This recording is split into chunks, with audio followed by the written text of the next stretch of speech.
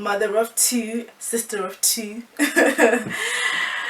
Hello viewers of YouTube, welcome back. So today we're going to be talking about soft parenting, which in other words is good parenting. I'm not a parent, but somehow I am a parent to my younger brother and sister, one who's 12 and one who's 5. Yeah, so I've learned a lot throughout the years of being involved in their lives.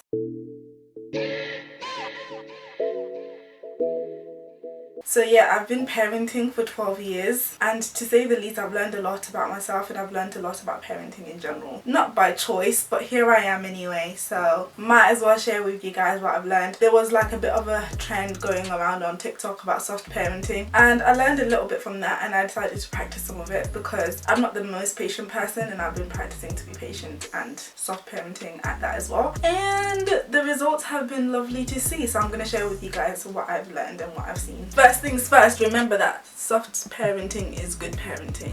No matter how you look at it, it's a very good way of parenting. It's the same way that if you show respect to an adult, show respect to a kid. If you can talk kindly to an adult, talk kindly to a child. If you wouldn't control an adult, don't control a child. One thing I'm going to start with is children always respond positively and well to kindness. You might be thinking, no, some children are just disobedient, they don't listen, they'll shout at you, they'll spit in your face.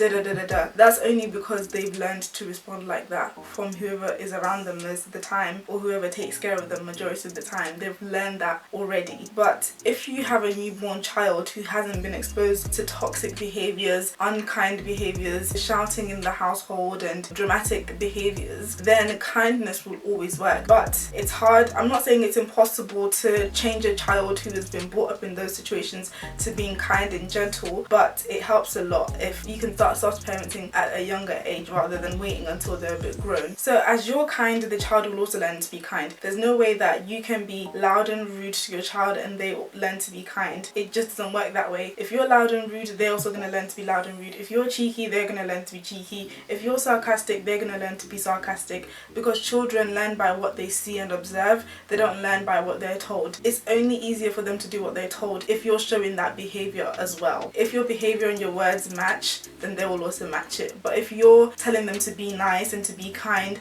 but they see you and hear you being horrible and mean all the time on the phone, at work, wherever you are, to other people, talking about other people, then they're gonna pick up on that. So it's not even necessarily what you tell children to do that they'll do, it's what they see you do that they'll do. And the whole idea of shouting at children, losing patience with children, which is something that I've had to learn to be patient. It's crazy that we shout at children for not knowing things, because they are literally children. They are learning everything from scratch. They're learning how to walk, learning how to tie their shoelaces, learning how to blow their nose, learning how to use the toilet, learning how to feed themselves, learning how to wash themselves. How can you shout at a child that has never experienced that or never known how to do that for not knowing how to do it? You should be patient enough to wait around for them to learn, and you should have an active role in patiently teaching them how to do those things without getting mad and pissed off that they're not doing it correct or that they're taking too long to learn it. If anything, you should extend even more patience and show more grace to them as they learn, because that's going to follow them throughout life, that I have to do things quick even if it's wrong, so that I don't get shouted at, or so that I don't get scolded at, or so that my mom doesn't get angry or someone doesn't get pissed off at me. Because how you respond to them is how they'll end up responding to you and how they'll end up responding to other people as they grow up. So I'm guessing part of the reason maybe I'm impatient is because I've experienced that impatience with one of my parents, and that's why I'm so impatient today. But luckily for the last few months I've been practicing patience, and now I am becoming the patient angel.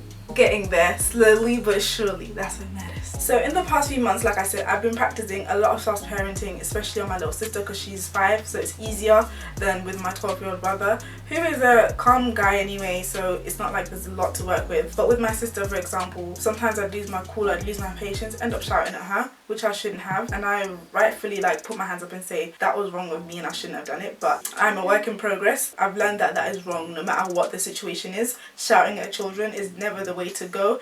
I think sometimes the only time I do shout is maybe when I'm shocked or surprised, like maybe they did something to put themselves in danger, like they're holding a knife and I'm like, no! But like, other than that, there's nothing that warrants shouting at a child, especially if it's not something life-threatening, then there's no need to shout. So one thing thing, managing her tantrums. So every now and then, even today, even yesterday, she has moments where she's just rude and sassy. You tell her to do something and she'll just shout no, and then she'll stomp and she'll scream at you and walk away. And in those moments, I've learned to ask her what's wrong, whether she's crying or shouting, because sometimes instead of shouting she resorts to crying. I'll calmly ask her what's wrong, because instead of asking her to do the thing that I've asked her, she's already refused to do it. So I now resort to saying, okay, what's the matter? Clearly I say, pick up something that you put on the floor that you should have put in the bin. Ask her what's wrong. Sometimes she'll keep crying for a little bit, or she'll maybe walk away if she doesn't feel like talking, but most of the time she does usually respond quite well when I calmly ask her what's wrong, and then she'll eventually tell me once she's able to stop crying or stop shouting or feeling angry. I ask and then I listen, and then she'll tell me I don't want to pick it up, and I say, why don't you want to pick it up? So because I don't want to. And then sometimes then I'll resort to explaining, this is why you have to pick it up, you know it should go in the bin. Are you going to put it in the bin for me? And it's also important to use manners, because they learn manners. Your pleases and your thank yous, please could you put that in the bin? If she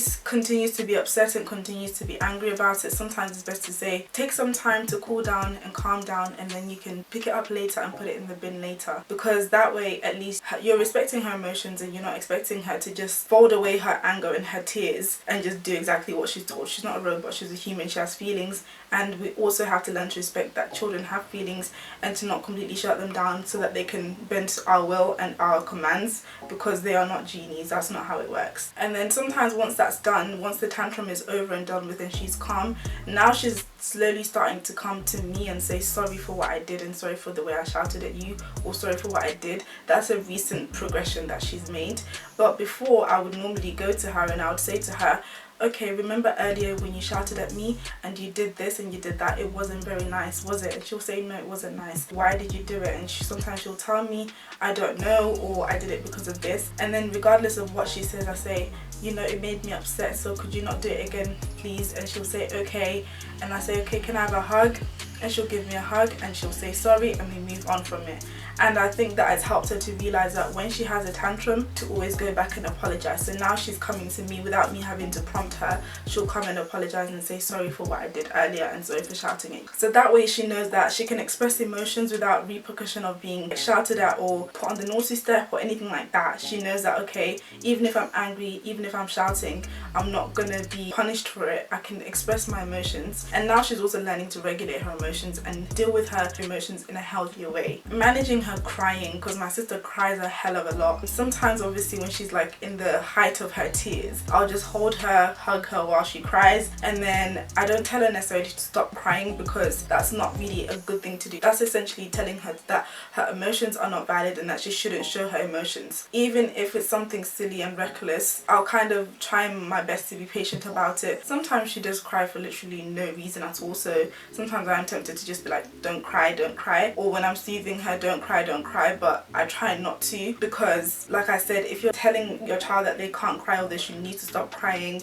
or you think you're soothing them but really you're teaching them that they have to suppress their emotions, they have to suppress tears because tears are not good. She'll cry, and then once she's calmed down, then we talk and then find out why she was crying and offer a solution and hug and make up whatever it is, and then I give her tissue to wipe her tears after she's finished crying completely. Don't offer her tears while she's crying. Another thing that a lot of parents find really difficult is getting your children to do things, or transitioning from doing this to doing that, from playtime to bedtime, from lunchtime to tidy up time. Like, so one thing I've learned is, I saw a video about this, the same way you wouldn't go to somebody and be like, oh, come and help me with this right now. You would say, oh, are you free to help me with something, or are you able to come and help me as soon as you're done with what you're doing? Same thing with her. I've been practicing is that when she's in the middle of doing something, I ask her, can she come and help me with something now, or would she like to do it later? Or for example, bedtime is coming up soon. Instead of going to her, switch off your tablet right now, stop whatever you're doing and come to bed. It's more of a case of bedtime is soon, I'm gonna ask you to switch off your tablet soon because it's gonna be bedtime and you have to get ready,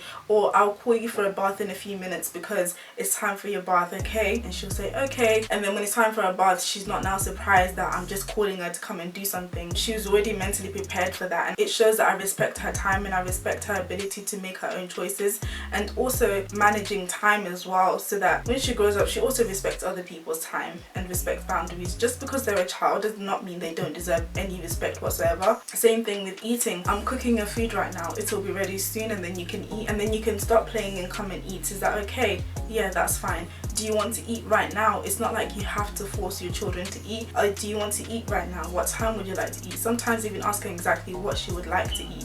It's not a must. Okay, maybe she doesn't feel like eating breakfast. Why don't you feel like eating breakfast? Oh, I don't like the breakfast. Oh, I feel sick. I don't feel hungry. Would you like something else to eat instead of your usual breakfast? I'll offer them options. It teaches them that you respect them to make choices, and as you offer them that level of respect, they'll offer you the same level of respect as well as they grow up and as they understand respect a lot more. Sometimes, of course, children still don't want to do what they're told. Even when I'm being soft and gentle and kind with her and respecting her time, sometimes she still doesn't want to get off. So I have to be like, okay, if you don't come off your tablet, then I'm gonna have to take away this, or I'm gonna have to do this. Sometimes I do that because it helps her to understand that, okay, even if you don't want to do something, sometimes it's necessary for you to let go of something in order to get something else done. It's not always easy because sometimes children won't always listen, but one thing about soft parenting is that it's not going to change your children's behavior overnight. It's going to take some time for them to learn emotional regulation, healthy emotional responses and reactions, and understanding when they've done something wrong and learning to apologize when they've done something wrong. It's going to take maybe a few weeks or a few months depending on how old the child is.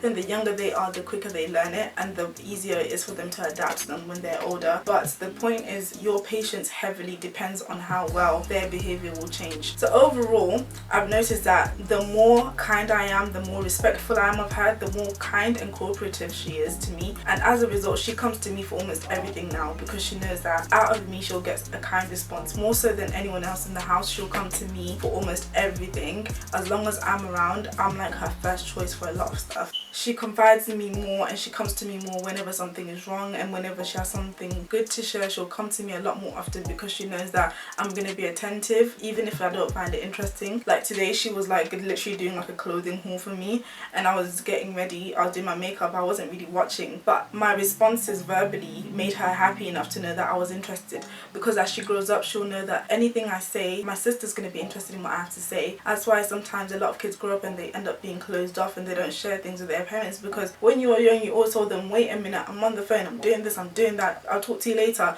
and you always shut them down, and now you wonder why your children don't want to share things with you, they don't want to talk to you, because you made it a habit when they were little to always tell them that, no, you're not worth my time and you're not worth my ears, like I'm not going to listen to what you have to say, because you feel like it's silly. Yes, a lot of stuff children want to talk to you about and say is nonsense and it's not very useful, it's not beneficial, but give them that platform to talk to you, because once they're older they'll know whether you're ready to listen or not based on that. So this might be hard to apply in a household where the child is already grown up, in a household where there's a lot of shouting, a lot of arguing and a lot of rudeness, but it's possible. It's just going to take a lot of time, because children do adapt and children do learn from watching you. If it means that you have to shout less and less and swear less and less, or do whatever you do less and less, do that, and then eventually your children, as they observe you, they'll see a change in your behavior, and hopefully that will reflect in their behavior. But it's more important that you act right first before you expect them to act right, because if you're not acting right, don't expect them to just do things just because you tell them to. You need to show it in your behavior first. So soft parenting is good parenting. It starts with you, and then your child will emulate you as you become respectful and patient with them. So continue to improve on your flaws, improve on your weaknesses, because as those weaknesses and flaws turn into strengths, then your children will also learn that as well. Let me know what you guys think about soft parenting in the comments, and yeah, let's have a chit chat, especially if you're a parent. Let me know how it's working for you and if you've done it and what you struggle with. So I will see you guys in the next video. Every Saturday there's a video at 12 PM. Don't forget to subscribe and to like.